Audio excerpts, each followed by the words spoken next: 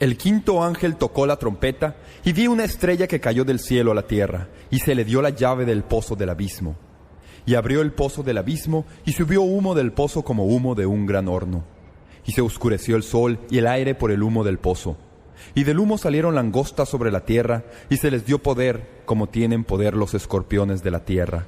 Y se les mandó que no dañasen a la hierba de la tierra, ni a cosa verde alguna, ni a ningún árbol, sino solamente a los hombres que no tuviesen el sello de Dios en sus frentes. Y les fue dado no que los matasen, sino que los atormentasen 5 meses. Y su tormento era como tormento de escorpión cuando hiere al hombre. Y en aquellos días los hombres buscarán la muerte, pero no la hallarán, y ansiarán morir, pero la muerte huirá de ellos. El aspecto de las langostas era semejante a caballos preparados para la guerra. En las cabezas tenían como coronas de oro. Sus caras eran como caras humanas. Tenían cabello como cabello de mujer. Sus dientes eran como de leones. Tenían corazas como corazas de hierro. El ruido de sus alas era como el estruendo de muchos carros de caballos corriendo a la batalla. Tenían colas como de escorpiones y también aguijones, y en sus colas tenían poder para dañar a los hombres durante 5 meses. Y tienen por rey sobre ellos al ángel del abismo, cuyo nombre en hebreo es Abadón y en griego Apolión. El primer ay pasó, he aquí, vienen aún 2 ayes después de esto. Supongo que ningún pastor se deleita ante el pensamiento de predicar sobre un pasaje como este. Es evidente que muchos no quieren hacerlo, y por eso lo pasan por alto. Pasan a cosas más positivas. Cuando se habla del tema del infierno en el mundo de hoy, uno encuentra mucha oposición de parte de muchas personas en los círculos eclesiásticos. Algunos grupos dicen que no hay infierno. En la revista Life se citó a un individuo llamado Dan McLean que decía: desde el punto de vista unitario, no hay ni cielo ni infierno. Teológicamente, tal idea es repulsiva e inaceptable a la luz de la afirmación moral del hombre. La llamada escuela Unity del cristianismo enseña que el cielo y el infierno son estados mentales y condiciones que las personas experimentan como resultado directo de sus pensamientos, creencias, palabras y acciones. La llamada ciencia cristiana enseña que el infierno es una creencia mortal, terror, lujuria, sufrimiento y destrucción propia. Es la agonía autoimpuesta y el efecto del pecado. El Espíritu dice: se podría decir que el infierno cae por la borda por completo siempre y cuando se lo saque de los pensamientos de todo hombre razonable. Todas las personas espirituales de sabiduría saben que no hay infierno en llamas ni diablo aterrador. La teosofía enseña: no creemos ni en el cielo ni en el paraíso como localidades. Y la lista seguiría interminable mencionando todas las sectas y movimientos religiosos de nuestro día. Han decidido que el infierno es simbólico y que es repulsivo. Después de que han decidido que no les gusta, lo han descartado de su teología. Pero las cosas no son así de fáciles. El mundo no se mueve con tanta candidez. Nadie puede hacer que algo no sea cierto, simplemente determinando que no quiere creer en eso. Aunque usted no lo crea, la Biblia enseña que hay un lugar llamado infierno. Es un lugar literal que arde con fuego y azufre. Y al captar un vislumbre del infierno en la tierra de nuevo, nos vemos frente a frente a una de las experiencias más aterradoras que el hombre jamás conocerá. El infierno no solamente en la tierra, sino el infierno por toda la eternidad debido a su rechazo de Jesucristo.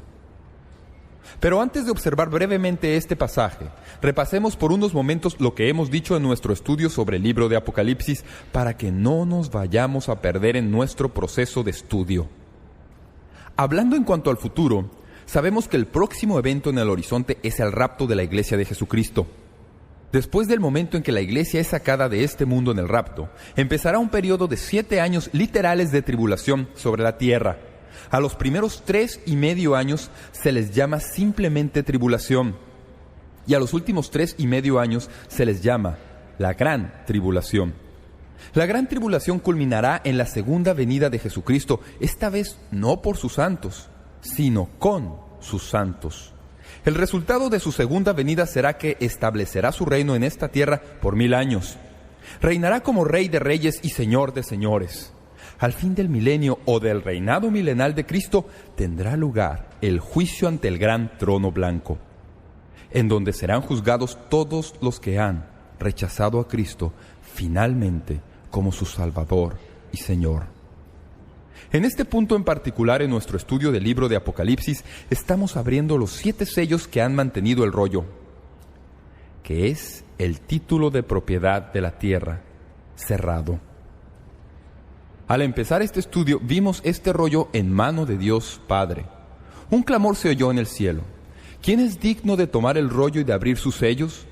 Juan vio que había uno que era digno, y era el león de la tribu de Judá, el Cordero de Dios. Jesús tomó el rollo y empezó a desenrollarlo. Hemos aprendido en nuestros estudios que los rollos antiguos estaban cerrados de modo que solo secciones del rollo se podían revelar a la vez. Cada uno de los sellos permitía que se desarrolle un poco más del rollo, o más del plan de Dios para esa tierra. Ya hemos examinado 6 de los sellos. Ahora llegamos al 7º sello y, como entienden, incorporado en ese sello está no solamente los juicios de las 7 trompetas, sino también los juicios de las 7 copas. Así que en el 7º sello, que ahora se abre en este rollo, hay 14 episodios del derramamiento de juicios sobre esa tierra. Cuando los ángeles tocan las trompetas, los juicios caen sobre la tierra. Cuando se toca la primera trompeta, sobre la tierra cae granizo, y el juicio cae sobre la parte física de la tierra. Cuando se toca la segunda trompeta, el agua salada del mar queda infectada y una tercera parte queda envenenada de manera que no se puede usar. Cuando suena la tercera trompeta, lo que le sucede al agua del mar le sucede al agua potable, y así, una tercera parte del agua potable queda contaminada. Se toca la cuarta trompeta y los afectados son los cuerpos estelares, el sol, la luna y las estrellas. Dios, en unos pocos momentos, en unos pocos días, ha tomado en sus manos este globo y mediante cataclismos ha trastornado las cosas que anteriormente Él había mantenido en equilibrio. Como recordarán, al final del capítulo 8 de Apocalipsis, con todo lo horrendo de los juicios de las primeras 4 trompetas, leemos con asombro en el versículo 13 lo siguiente: y miré, y oí un ángel volar por en medio del cielo, diciendo a gran voz: ¡ay, ay, ay de los que moran en la tierra, a causa de los otros toques de trompeta que están para sonar los 3 ángeles! Después de todas las cosas terribles que han sucedido en el mundo físico, el ángel dice: si piensas que lo que ha sucedido hasta este punto es malo, prepárate, porque las siguientes 3 trompetas van a desatar el infierno en la tierra. Así empezamos el capítulo 9, con la 5ª trompeta. El infierno en la tierra. Es como si alguien hubiera ido a las cárceles de nuestra nación y hubiera abierto todas las puertas y dejado que todos los criminales de toda la nación anden sueltos por las calles. Piense por un momento lo que sucedería si todas las puertas de las cárceles se abrieran y todo elemento malvado que ha estado en cadena quede libre en nuestra sociedad sin ninguna cortapisa. Y ni siquiera se habrá tocado el borde del vestido de lo que va a suceder en el futuro. Quiero que veamos este pasaje en varias secciones. En primer lugar, el versículo 1 nos presenta a una personalidad anónima. La Biblia dice: el 5º ángel tocó la trompeta y vi una estrella que cayó del cielo a la tierra y se le dio la llave del pozo del abismo. Como con la 4ª trompeta, vemos aquí que una estrella cae del cielo a la tierra. Pero esta estrella es diferente. Esta estrella es una personalidad humana. Note la frase clave: se le dio. En el versículo 2 también se nota el pronombre personal, él. Y no estamos hablando de una estrella como ajenjo. Estamos hablando de una personalidad humana. No es extraño que las estrellas representen criaturas.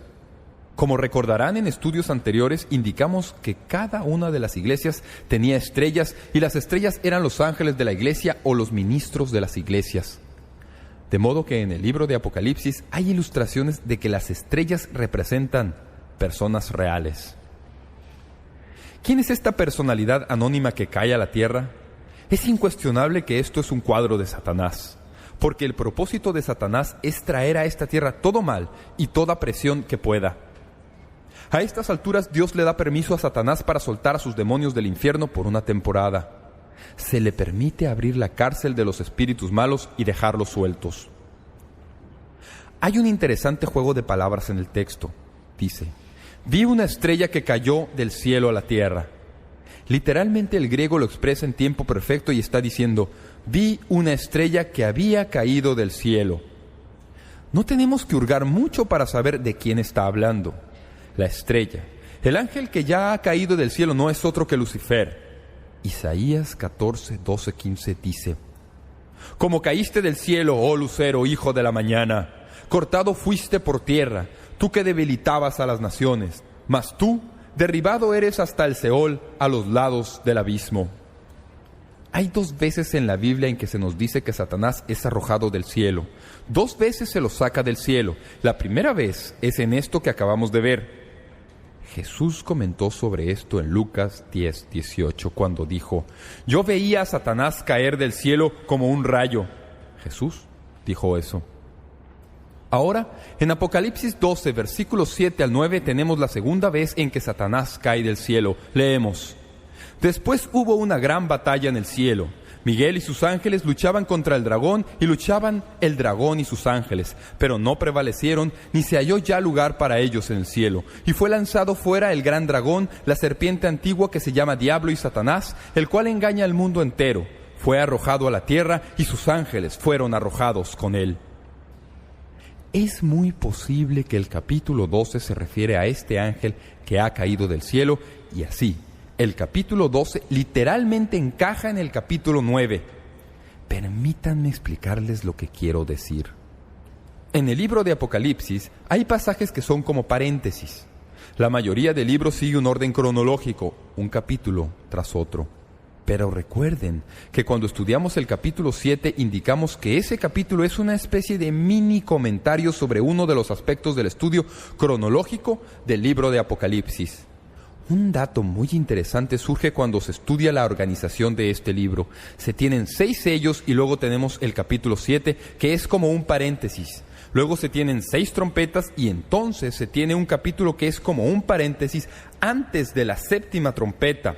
Luego se tienen 6 copas y entonces otro capítulo parentético antes de la 7ª. Así, entre el 6º y el 7º, en todas las 3 series de juicios, hay un capítulo que es como un paréntesis.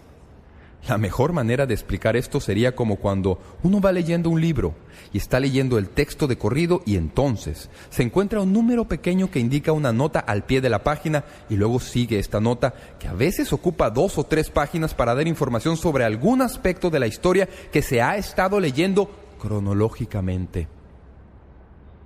Eso es el capítulo 12. Así que es muy probable que el capítulo 12 simplemente sea un comentario que describe lo que ha sucedido cuando Satanás cae del cielo y ahora está poniendo en libertad a los demonios satánicos del abismo. Así que esta es la personalidad cuyo nombre no se da. El capítulo 9, versículo 1 dice que una estrella ha caído del cielo y se le da la llave del abismo. Ese es Satanás, a quien Dios le da permiso para que abra el abismo. Esto es lo que tenemos en segundo lugar. El abismo abierto. Noten lo que dice. Y abrió el pozo del abismo y subió humo del pozo como humo de un gran horno y se oscureció el sol y el aire por el humo del pozo. Dios le da permiso a Satanás para que le quite la tapa al abismo y deje que salgan todas las criaturas que han estado encarceladas ahí desde el principio. Tenemos que ver por un momento lo que quiere decir esta palabra abismo. Se trata de un lugar profundo en donde los ángeles fueron encarcelados después de la caída. ¿Usted piensa que ya es malo que tengamos todos los problemas que tenemos con los demonios hoy? Escuchen, no todos los demonios están libres. Muchos de los demonios están encarcelados en el abismo. Abra la Biblia en Lucas 8. Recordarán la historia de Jesús echando fuera demonios en Gadara. Leemos empezando en el versículo 26. Y arribaron a la tierra de los Gadarenos, que está en la ribera opuesta a Galilea. Al llegar él a tierra, vino a su encuentro un hombre de la ciudad, endemoniado desde hacía mucho tiempo, y no vestía ropa, ni moraba en casa, sino en los sepulcros. Este, al ver a Jesús, lanzó un gran grito y postrándose a sus pies exclamó a gran voz: ¿Qué tienes conmigo, Jesús, Hijo del Dios Altísimo? Te ruego que no me atormentes. porque mandaba al espíritu inmundo que saliese del hombre, pues hacía mucho tiempo que se había apoderado de él, y le ataba con cadenas y grillos, pero rompiendo las cadenas era impelido por el demonio a los desiertos. Y le preguntó Jesús diciendo: ¿Cómo te llamas? Y él dijo: Legión, porque muchos demonios habían entrado en él, y le rogaban que no los mandase ir al abismo. Ahí tenemos la palabra abismo. Le dijeron: Señor, envíanos a cualquier parte que quieras, pero no al abismo. No nos mandes de nuevo al cautiverio en donde no tenemos ninguna libertad para movernos. No les importaba a dónde los enviara, siempre y cuando no los confinara de nuevo en el abismo. Y el abismo es donde el resto de los ángeles de Satanás están encadenados. El segundo lugar. El abismo es el lugar donde están confinados los ángeles caídos. Busquen el libro de Judas. Judas tiene solo un capítulo, así que veamos el versículo 6. Aquí tenemos otro comentario sobre el abismo y quiénes están ahí. Y a los ángeles que no guardaron su dignidad, sino que abandonaron su propia morada, los ha guardado bajo oscuridad, en prisiones eternas para el juicio del gran día. ¿Quiénes están en el abismo? Los ángeles que dejaron su primer estado y violaron su posición ante Dios. En tercer lugar, es el lugar en donde Cristo predicó entre su muerte y su resurrección. En realidad, fue a este lugar y les proclamó a los ángeles caídos victoria sobre la muerte. Permítanme decirles algo que tal vez no haya notado. Esos ángeles que están en el abismo recibieron una vez una visita especial del Señor Jesús. ¿Lo sabían? Jesús les predicó a esos ángeles que están encadenados en el abismo. Entre su muerte y su resurrección, en realidad fue a ese lugar y proclamó a estos ángeles caídos la victoria sobre la muerte. Romanos 10:7 dice: ¿Quién descenderá al abismo? Esto es para hacer subir a Cristo de entre los muertos. Busquen ahora 1 de Pedro 3:18-19. Miren con cuidado lo que esto dice. Porque también Cristo padeció una sola vez por los pecados, el justo por los injustos, para llevarnos a Dios, siendo a la verdad muerto en la carne, pero vivificado en espíritu, en el cual también fue y predicó a los espíritus encarcelados. Jesús fue y predicó a estos ángeles, no el mensaje del Evangelio necesariamente, sino que fue y les dijo: yo he vencido la muerte. Lo que ustedes esperaban que no suceda, ya vencí a la muerte. Soy el vencedor. Y les anunció en persona que Él había ganado y ellos habían perdido. 7 veces en el libro de Apocalipsis se halla la palabra abismo. Siempre es el lugar donde están confinados los ángeles de Satanás. En cuarto lugar, el abismo es un lugar que a fin de cuentas está controlado por Jesucristo. Cristo es quien tiene las llaves y se las da a Satanás. Jesucristo es quien tiene el control del abismo. Satanás no le arrebató a Cristo las llaves para ir al abismo y abrirlo. Es Jesús el que tiene las llaves de la muerte y del infierno y le da a Satanás las llaves para que éste pueda ir y soltar a los demonios. Pienso que es importante que nos detengamos por un momento y recordemos que Dios es quien tiene hoy a los poderes de los demonios y del mal. Que si Dios no contuviera a estos poderes, nuestro mundo se convertiría en un gigantesco asilo de locos. Pero ahora, debido a la rebelión del hombre, en este último día de la tribulación, Dios va a quitar esa restricción y va a permitir que se manifieste todo el mal. Me hace recordar lo que leemos en Romanos 1, que debido a su rebelión Dios los entregó. 3 veces en ese capítulo leemos que Dios los entregó, los entregó, los entregó. Es como si Dios estuviera diciendo: les he rogado, les he suplicado, les he advertido, les he rogado, les he dicho que el juicio viene, les he pedido que se arrepientan, pero ustedes son rebeldes y no quieren arrepentirse. Así que lo prometido va a suceder. Entonces quita toda la restricción y el infierno se derrama sobre la tierra con todos los poderes perversos. Ahora veamos los versículos 2 al 6 de Apocalipsis 9 y notemos en tercer lugar el poder que se desata del abismo. Y abrió el pozo del abismo y subió humo del pozo como humo de un gran horno, y se obscureció el sol y el aire por el humo del pozo, y del humo salieron langostas sobre la tierra, y se les dio poder como tienen poder los escorpiones de la tierra. El resultado de la salida de Satanás del abismo es el desencadenamiento de toda la escoria del infierno, la negrura del mal y una plaga espiritual de proporciones diabólicas, y millones de demonios ascienden del abismo como un nubarrón de humo. Por favor, no olviden que cuando Jesús hablaba del infierno, hablaba de un lugar que arde literalmente con fuego literal. Así que no debe sorprendernos que cuando se destapa el abismo, de ese abismo surge el cuadro más horrendo que pudiéramos pintar con el ojo de nuestra imaginación. Surge una nube de humo negro. No pienso que debemos divorciar la nube de humo negro de las criaturas que salen del abismo. Yo nunca he visto langosta en enjambres. He visto escenas por televisión, he visto documentales. Recuerdo que una vez en la escuela nos mostraron una película de eso. Me han dicho que en realidad parecen una nube de humo y la tierra literalmente queda cubierta con ellas, y la densidad de las langostas cuando vienen en enjambres es tal que literalmente cubre todo el terreno y en cuestión de minutos puede diezmar la cosecha entera de grano, consumiéndola por completo y destruyéndola en su totalidad. La Biblia dice en este capítulo que de este abismo, cuando se abre, criaturas como langostas vienen sobre la tierra. ¿Quiénes son estas langostas? No son langostas reales. Podemos decir eso con certeza porque no se come ningún vegetal. Noten lo que dice el versículo 4. Y se les mandó que no dañasen a la hierba de la tierra ni a cosa verde alguna. No hay cosa tal como una langosta que no se come plantas. Hay un pensamiento interesante que ustedes tal vez no hayan notado, y es que las langostas de la tierra no tienen rey. ¿Lo sabían? Proverbios 30:27 dice que las langostas no tienen dirigente, no tienen rey. Pero al leer en este capítulo de Apocalipsis descubrirán que estas langostas sí tienen un rey. Hay un rey que las dirige, dice la Biblia en el versículo 11, y que es el ángel del abismo. En tercer lugar, si estudian la plaga de las langostas en el tiempo de Moisés y del Éxodo, en Éxodo 10:14, después de la plaga de las langostas, se nos dice que las plagas de Egipto y la plaga de las langostas nunca más se volverán a repetir. Nunca más volverá a haber algo como eso. Así que aquí no estamos hablando de langostas literales. Escuchen con atención.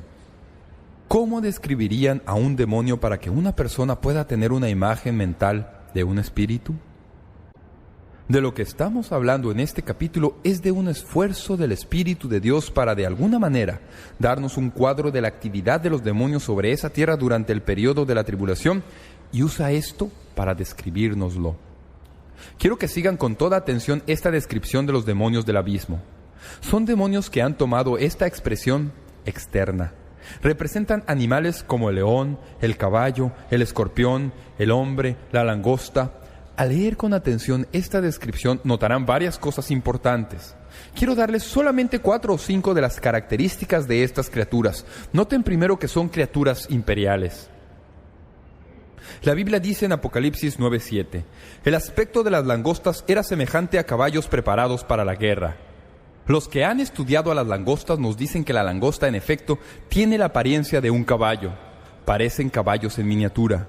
De hecho, algunas culturas que han conocido grandes plagas de langostas en realidad han usado la palabra caballo para describir a la langosta. Pero no es de eso de lo que está hablando aquí. Cuando la Biblia dice que estas langostas se parecen a caballos que tienen poder, está hablando de su fuerza y de su naturaleza imperial. Así que la Biblia dice que estas criaturas son imperiales. Noten, en segundo lugar, son criaturas invulnerables. En forma muy interesante, la Biblia dice que en las cabezas tenían como coronas de oro. La palabra corona en este pasaje es la palabra griega estéfanos, que es la corona del vencedor. Así que estas criaturas que se ven son imperiales, pero también son invulnerables, que no van a ser derrotadas. Estos demonios van a lograr triunfar. Noten, en tercer lugar, son criaturas inteligentes. La Biblia describe diciendo que sus caras eran como caras humanas. Noten en cuarto lugar que son criaturas que intrigan. La Biblia dice que sus antenas son como el pelo de una mujer. Esta es una expresión muy interesante que hay que pensar un poco para captar la idea. Tenían cabello como cabello de mujer. En la cultura en que esto fue escrito, nada se consideraba más seductor que el cabello de una mujer. Por eso es que en la carta a los Corintios se lee todas las instrucciones respecto al cuidado que la mujer debe dar a su pelo. porque en esa cultura así era como una mujer expresaba su sensualidad, su seducción. Así que el propósito al descubrir a estas criaturas como criaturas que tienen pelo como de mujer, nos recuerdan que en un principio parecen muy repulsivas y sin embargo, al mismo tiempo son muy sensuales y criaturas que invitan y que intrigan. Noten, en quinto lugar, que son criaturas inhumanas. La Biblia dice que sus dientes eran como de leones, como dientes para destrozar y destruir. También son criaturas indestructibles. Tenían corazas como corazas de hierro. En séptimo lugar, son criaturas impresionantes. Leemos: el ruido de sus alas era como el estruendo de muchos carros de caballo corriendo a la batalla. ¿Cómo se vería un enjambre de demonios que han sido sueltos del infierno después de haber estado encadenados por cientos de miles de años? ¿Cómo se podría describir en forma diferente a la descripción que Juan nos da en este capítulo? La Biblia dice que salieron con un sentido gigantesco de poder.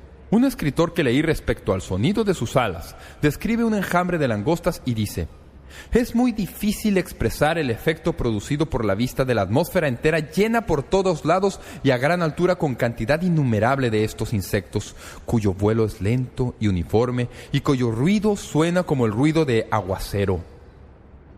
No sé cómo sonaría el vuelo de todo un enjambre de langostas, pero suene como suene.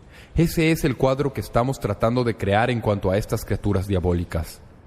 Ahora piense de nuevo en todo esto. ¡Qué descripción! Como caballos preparados para batalla, llevando coronas de oro. Tienen caras como de hombre, pelo como de mujer, dientes como de leones, corazas como de hierro, y el ruido de sus alas es como el ruido de carros con muchos caballos que corren a la batalla. Esa es la descripción. Ahora noten el daño que producen estas criaturas del abismo. En primer lugar, dolor. ¿Qué es lo que hacen? ¿Qué va a pasar cuando tenga lugar esta gigantesca actividad demoníaca al fin de la tribulación? En primer lugar, quiero que entiendan que no estamos hablando de juegos y cosas divertidas. Este es un tiempo doloroso para las criaturas de esta tierra. Es doloroso. La Biblia dice que estas criaturas como demonios tienen colas como escorpiones y el aguijón de un escorpión, aunque no es letal, es uno de los aguijones más dolorosos conocidos por el hombre. La gente que ha tenido la desdichada experiencia de ser picado por un alacrán dice que es algo extremadamente doloroso, inflama los nervios del cuerpo. Algún tipo de veneno entra en el sistema que literalmente hace arder el centro nervioso del cuerpo. Aunque nunca mueren, quisieran poder morir. La Biblia dice que estas criaturas que han sido soltadas del abismo van a andar por todas partes picando a la gente, y la picadura de estas criaturas será como el aguijón de un alacrán. Noten, en segundo lugar, que no solo será doloroso, sino que también va a ser lento. No se trata de una sola picadura y luego desaparece. La Biblia dice que van a picarlos y su poder para hacer daño a los hombres va a durar por 5 meses.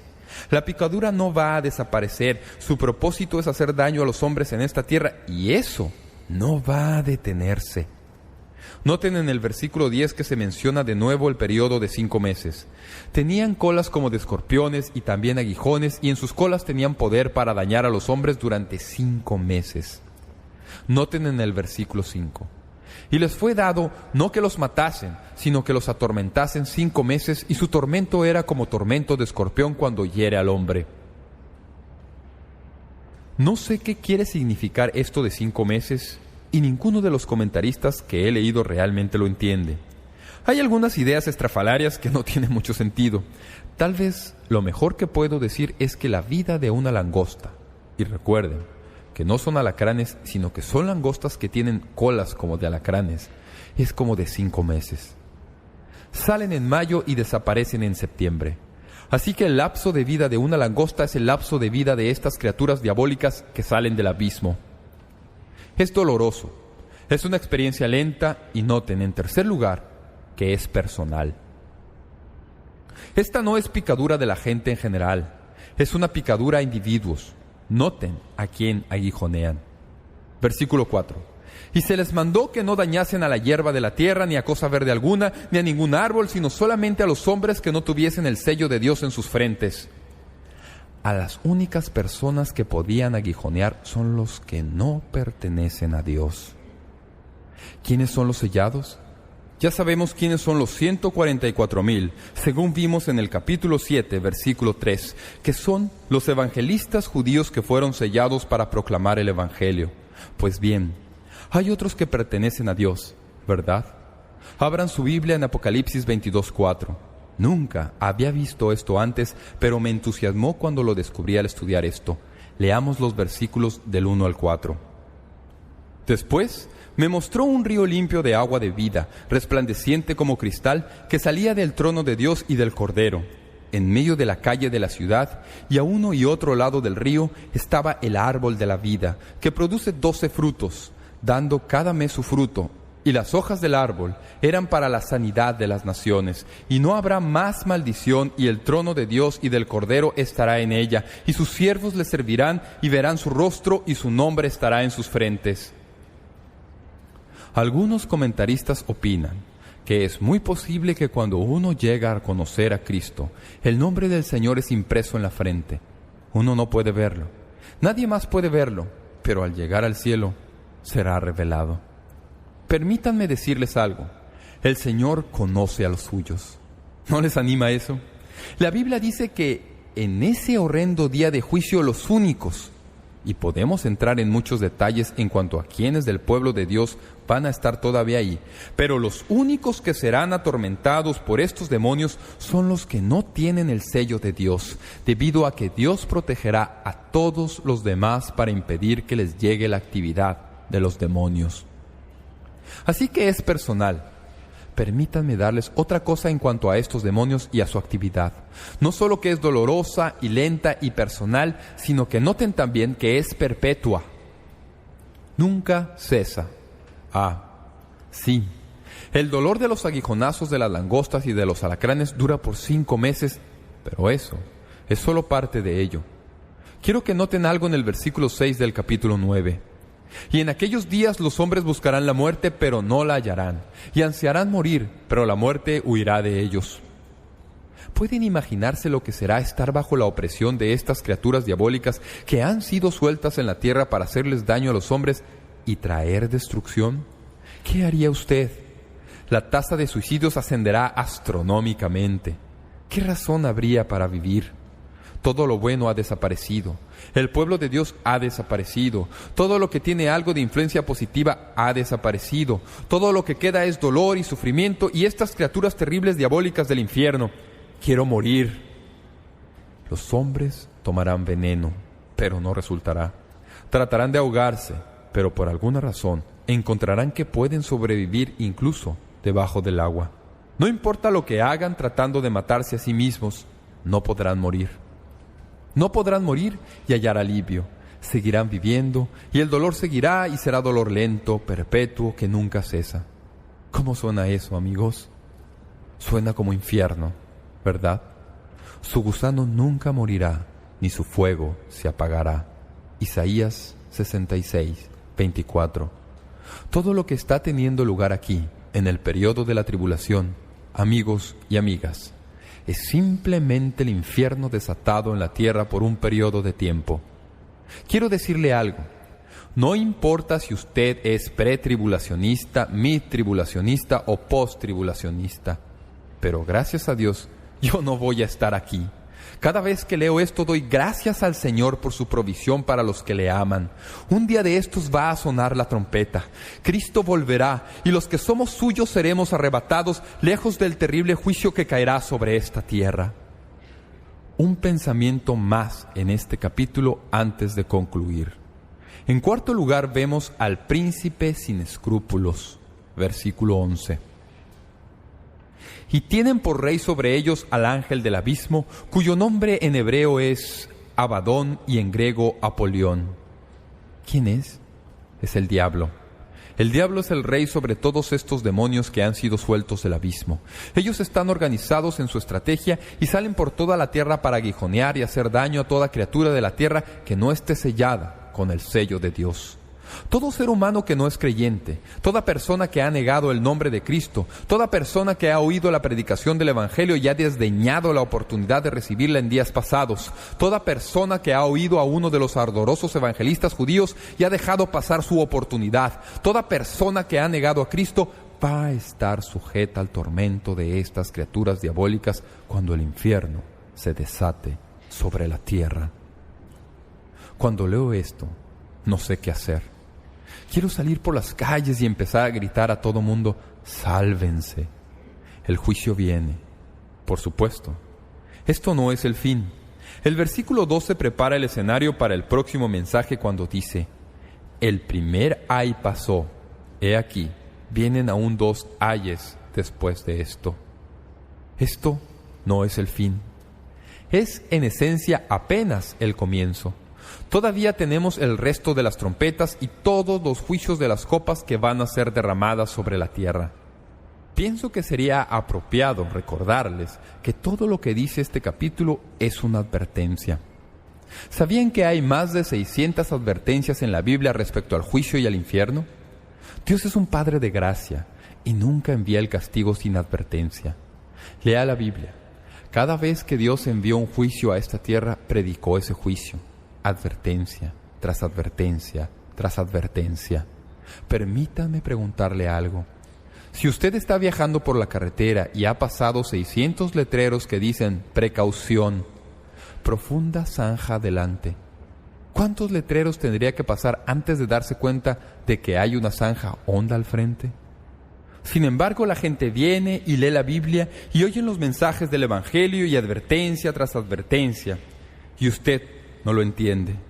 Si no ha visto los letreros, entonces yo no he cumplido mi trabajo, porque para eso es que esto está aquí, para advertirnos de los juicios que vendrán. La gente oye las advertencias de los juicios y siguen como si no lo hubieran oído. Este cuadro del infierno en la tierra nos recuerda cómo es realmente el infierno. Permítanme decirles algo. Lo que aprendemos de este pasaje es esto: el infierno es un lugar de fuego. El humo sale de este abismo. La Biblia dice que infierno es un lugar de fuego y azufre. Ustedes dicen: Pastor Jeremiah, ¿es eso literal? Es absolutamente literal. El infierno es un lugar de dolor. Estas criaturas hacen daño con el aguijón del infierno y el infierno será un lugar de increíble dolor. El infierno es un lugar de llanto. Leí algo esta semana en cuanto al llanto que hay en el infierno. Lo escribió un predicador del pasado llamado Juan Bunyan. Escribió un artículo respecto al llanto del infierno y esto es lo que dice un artículo titulado Un suspiro del infierno. La gente llorará en el infierno. Llorará al pensar que han sido separados de la tierra de los vivos para nunca jamás volver a poner un pie en ella. Llorarán al pensar que el Evangelio de Cristo les fue presentado a todos ellos tan a menudo y sin embargo no lo aprovecharon.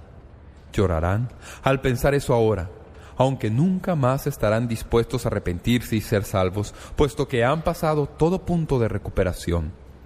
Llorarán al pensar que fueron tan insensatos como para seguir sus placeres cuando otros estaban siguiendo a Cristo. Llorarán al pensar que van a estar separados de Dios, de Cristo y del reino de los cielos, y es para siempre. Llorarán al pensar que su llanto no les servirá de nada. Llorarán al pensar que en el día del juicio estarán a la izquierda de Jesucristo entre la innumerable compañía de los condenados. Llorarán al pensar en Lázaro, a quien una vez desdeñaron. Va a estar sentado con Cristo para juzgarlos, junto a Cristo para dictar sentencia de condenación sobre sus almas para siempre jamás. Llorarán al pensar que cuando el juicio se haya terminado y otros hayan sido llevados al reino eterno de la gloria, ellos tendrán que apartarse y volver de nuevo a la mazmorra de tinieblas, de donde una vez salieron para comparecer ante terrible tribunal. Serán atormentados por tanto tiempo como dure la eternidad, sin ningún intermedio de alivio. El infierno es un lugar de llanto, dolor y fuego. Pienso que lo peor que vemos en este pasaje es que el infierno es un lugar en donde uno no puede morir. Nadie recibe alivio. Seguirá para siempre, por los siglos de los siglos. ¿Ha estado alguna vez usted con personas que sufren, que atraviesan terrible sufrimiento. En mi ministerio he ministrado a algunos que han fallecido en forma horrible y terrible, de cáncer, muerte dolorosa, tortuosa. Literalmente he tenido que prepararme mentalmente, emocionalmente, espiritualmente, para ir y estar con estas personas. Me enfermaba verlos sufrir tanto. Viven de una inyección a la siguiente. Eso es nada comparado con el dolor del infierno. Ahí no hay alivio, no hay inyecciones de morfina, no hay nada que quite el dolor. Durará para siempre y siempre y siempre y jamás se detendrá. Una advertencia. Es una advertencia y sin embargo, al mismo tiempo, es un ruego. El Señor está tratando de atraernos hacia Él. Escuchen Ezequiel 33:11 y hagan que esto penetre en su corazón. Diles: vivo yo, dice Jehová el Señor, que no quiero la muerte del impío, sino que se vuelva el impío de su camino y que viva. Volveos, volveos de vuestros malos caminos. ¿Por qué moriréis, oh casa de Israel? El Señor no halla placer en el infierno, el abismo, las criaturas diabólicas y todo eso. Ese es el resultado inevitable del pecado y del mal. Lo que Dios quiere que usted haga es que venga y reciba a Jesucristo como su Salvador personal.